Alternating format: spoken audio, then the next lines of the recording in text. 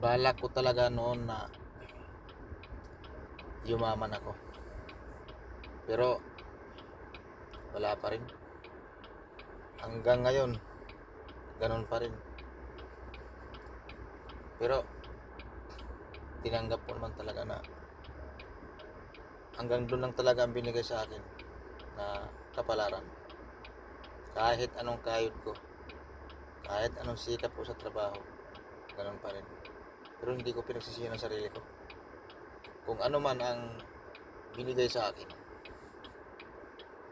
nagpapasalamat din ako.